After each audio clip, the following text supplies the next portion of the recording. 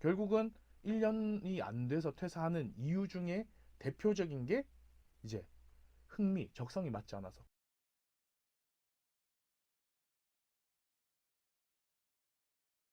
국방 FM 시사 토크쇼 프리즘입니다.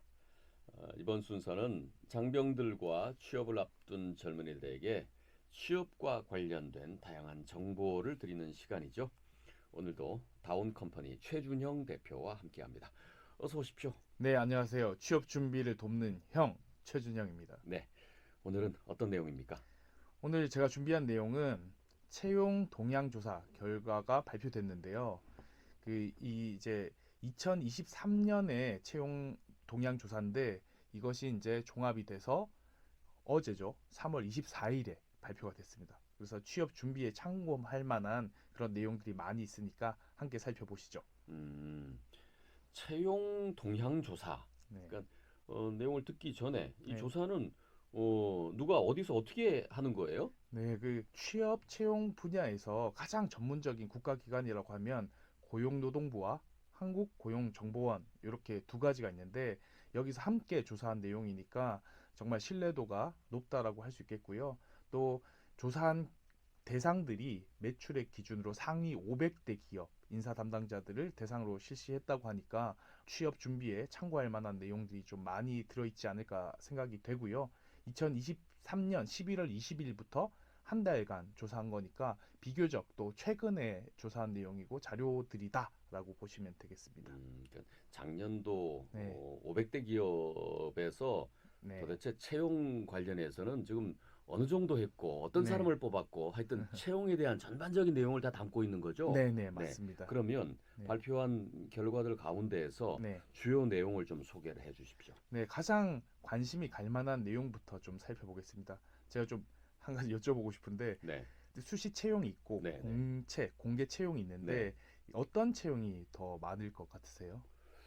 옛날에는 뭐 딱 그 날짜를 정해놓고 네, 정시에 많이 했잖아요. 근데 요새는 수시 채용도 많아진 것 같은데요. 역시 트렌드를 잘 아시는 것 네. 같은데 어, 그 비율로 따져보면 네. 공채를 하는 네. 500대 기업은 네. 500대 기업 중에 1% 네. 그리고 이제 수시 채용으로 진행하는 데가 20% 네. 그리고 하이브리드로 섞어서 하는 데가 79% 그러니까 거의 대부분의 기업들은 이제 정기 공채보다는 네. 수시 채용에 더 이렇게 좀 기대 있다. 그리고 음. 점점 더 수시 채용의 비율이 늘어나고 음. 있다라고 보시면 되겠고요. 향후에 그러면 채용이 어떻게 바뀔 것이냐라고 물어보니까 네. 이제 지금 현재는 그랬지만 앞으로는 수시 특채가 81%, 음. 정기 공채는 섞어도 결국은 14%에 그칠 것이다. 그래서 앞으로 특채가 점차 늘어나는 것은 완전히 이제 기정사실이다라고 보시면 되겠고요. 특별한 날짜를 뭐 시기를 정해놓고 하는 게 아니라 네, 사람이 필요하면 그때 네, 그 아주 탄력적으로 뽑겠다는 거죠. 네, 네. 음. 그리고 기술적으로 보더라도 수시 채용이 느는 것은 너무나 당연한 내용이 될 수 있겠습니다. 왜냐하면 음.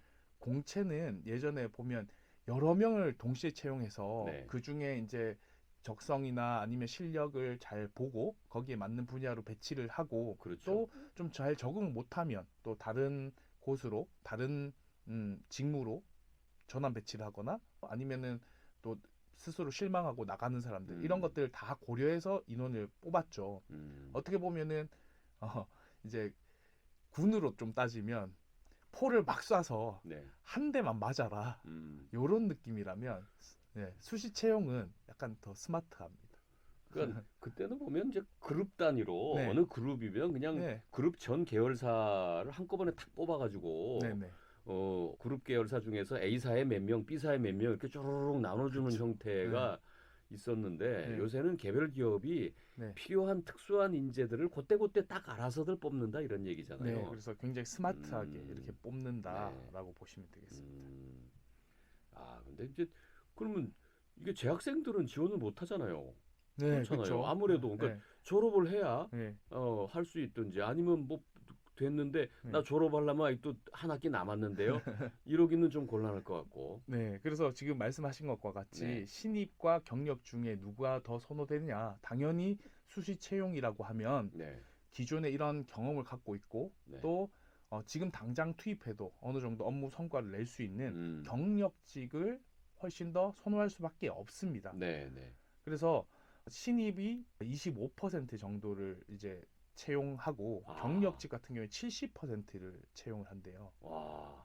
그래서 거의 경력직 위주로 채용을 하는군요. 네, 그래서 이런 통계를 보면 정말 그 취업 준비를 이제 막 시작하고 네. 또 좋은데 취업해야 되겠다라고 생각하시는 분들한테는 좀 실망스러울 수도 있는데 또 어떻게 보면은 이 채용을 했을 때 얼마나 이 분들을 잡아둘 수 있느냐 이런 것들이 사실은 기업에서 굉장히 중요하죠. 또 여쭤볼 게 그 혹시 그 500대 기업이라고 하니까 그래도 한 번쯤은 들어본 기업에서 네. 이제 채용이 됐다는 겁니다. 네, 네. 채용이 됐는데 1년 안에 퇴사하는 비율이 네. 어느 정도 될 것 같으세요?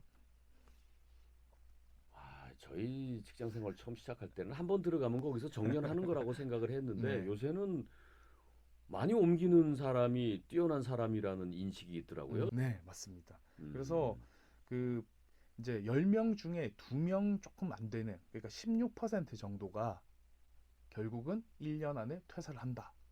아유, 그리 어렵게 들어갔는데 16%나 1년 안에 그만둬요? 네, 근데 이게 수치를 다시 한번 생각해 보실 필요가 있는 게 그냥 뭐 중소기업까지 포함 이런 기준이 아니지 않습니까? 500대 기업이면 기업이니까요. 어느 정도 우리가 한 번쯤은 들어봤고 또 그렇죠. 부모님이 어디 가서 우리 아들 우리 딸 여기 다녀 이렇게 자랑할 만한 명함 내밀기에 네. 주저함이 없는. 네.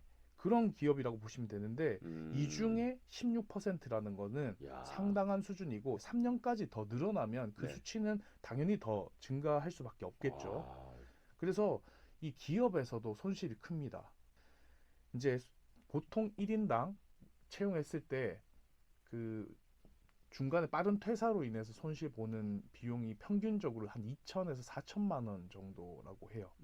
기업에서 네, 손해 보는 네. 게 어떻게 보면은 1년 안에 퇴사한다는 것은 그 당연히 일을 하고 있고 월급을 주고 있는 것이긴 하죠. 하지만은 그 사람이 정말 그 본인의 역할을 하고 회사에 돈을 벌어다 주고 있느냐라고 따지면 성과는 아직 내지 못한 상태에서 그만둔다. 그쵸. 그래서 아, 어떻게 보면 그 월급 자체도 투자를 하고 있는 상황임에도 불구하고 기업은 이제 교육을 한창 시키고 있는데 도중에 나간다. 네. 이런 인식 때문에 사실 점점 더 경력을 선호하게 되고 또 신입은 상대적으로 이거 투자해봤자 이제 어느 정도 성장을 하고 본인의 역량이 커지면 다른 데 가지 않을까 이런 걱정들이 든다는 거죠. 근데 궁금한 거는 네. 아니 그렇게 어렵게 해서 500대 기업에 들어갔는데 네. 1년 이내에 퇴사하는 인원이 16%나 된다고 그랬잖아요. 네.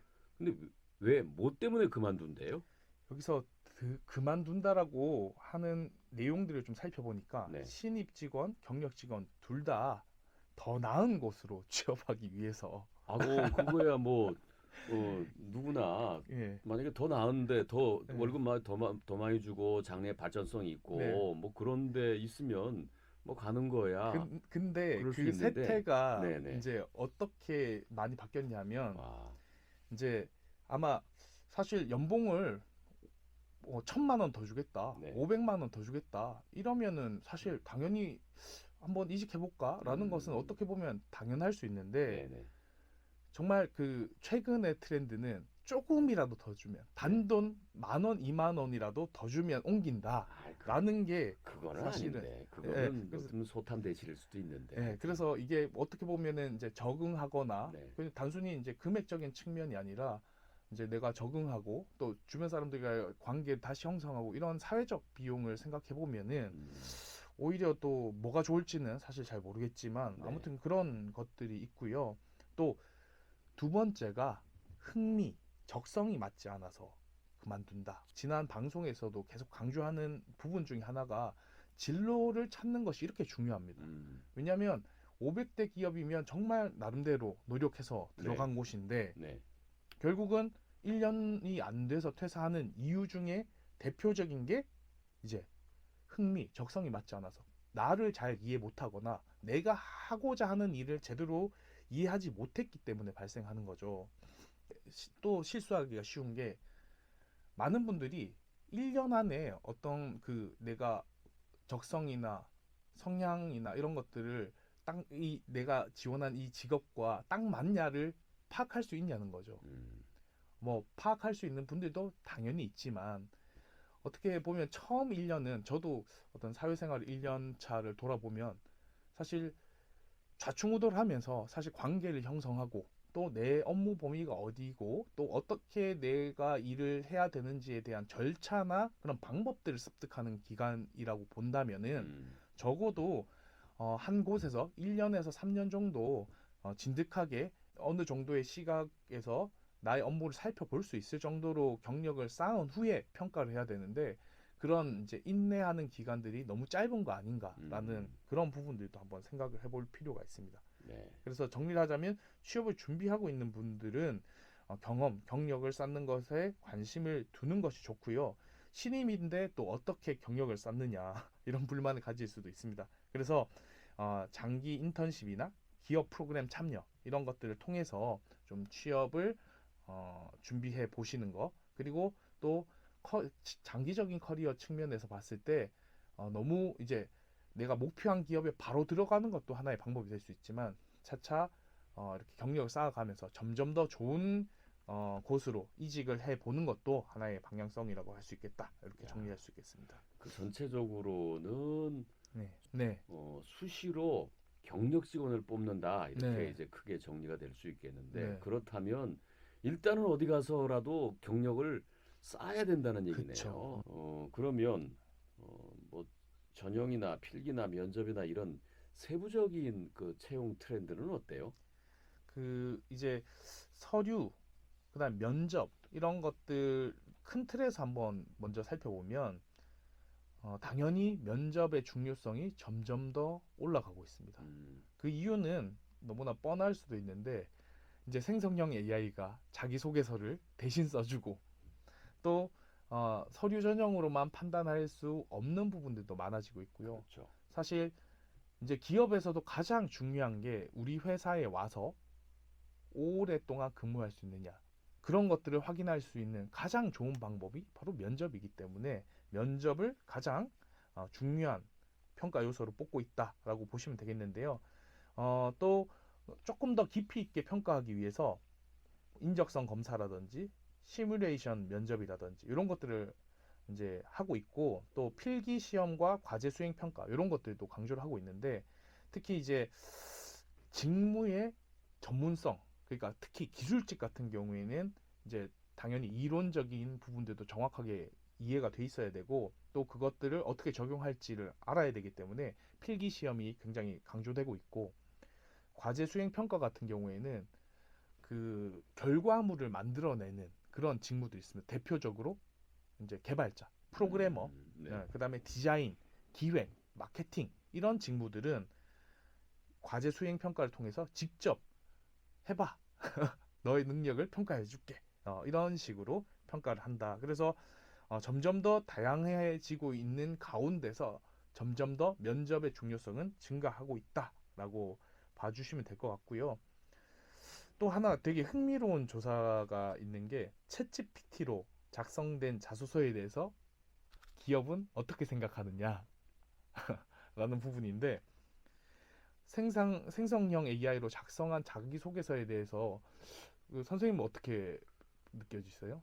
저는 좀 부정적인데요. 자기 생각을 써야죠. 이게 네, AI가 컴퓨터가 알아서 여기저기서 긁어 모아가지고 종합해준 그런 거를 가지고 내는 음, 건 그건 저는 아니라고 생각하는데요. 네, 뭐 이렇게 전반적인 평균적인 시선에서 아마 말씀해 주신 것 같은데요. 네, 실제로도 독창성이 없어가지고 또 뭐 차별화된 포인트가 없어서 네, 부정적이다라고 평가하는 기업들이 음, 64%라고 본다면은 일부 기업, 그러니까 13% 정도는 기술 변화를 활용해서 오히려 좀 긍정적이다. 음, 오히려 네, 그 기술 중심의 네, 기업들은 네, 사실은 빨리 기술을 습득해서 자기 업무 분야에 적용하는 것이 유리하지 않습니까? 음, 그러다 보니까 일부 기업에서는 더 유리하다라고 평가를 하고 있어요. 네. 그걸 또 긍정적으로 보는 기업도 있군요. 네, 어, 있고요. 그리고 또 실제로 그 챗GPT, 그러니까 생성형 AI로 작성된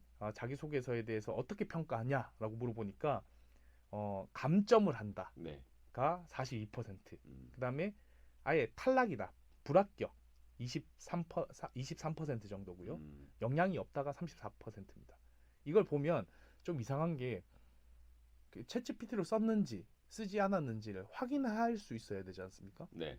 확인할 수 있는 기업이 별로 되지 않는다는 거예요. 음, 그래서 거의 대부분의 기업에서는 실제로 그것을 평가할 수 있는 기술들을 적용하지 못한 상태에서 네. 평가하려고 노력하다 보니까 그렇죠. 사실은 이게 정확하게 평가되고 있느냐라는 음. 부분들은 사실 좀 저는 이 결과를 보면서 좀 의문이 있더라고요. 그렇기도 해요. 네, 이게 이제 과제물 같은 네, 거. 교수님들 과제물도 또 문제잖아요. 네, 이런 거. 과제물 내고 하는 거. 근데 네, 기업의 입장에서 이게 진짜 챗 GPT를 가지고 네, 인터넷에서 조합한 네, AI가 만들어 준 건지 자기가 진짜 쓴 건지를 결국은 심층 면접을 통해서 확인하는 수밖에 없는데. 네. 아, 근데 새로운 방법들이 나와 있어요. 이제 그 음, 챗GPT 킬러라는 네, 프로그램이 있고 이게 네, 어떻게 정리되고 있는지에 대해서 확인하고 있는데 나중에 그거는 정리되는 대로 제가 한번 또 방송에서 알려드리도록 예. 하겠습니다. 아무튼 네, 이게 채용의 트렌드가 네, 계속 바뀌고 있어서 네, 계속해서 업데이트하면서 세상의 변화, 트렌드의 변화를 따라가야 될 것 같네요. 네. 예, 알겠습니다. 오늘도 다음 컴퍼니 최준영 대표와 함께 2023 채용 동향 조사에 대한 주요 내용들 한번 살펴봤습니다. 예, 잘 들었습니다. 감사합니다.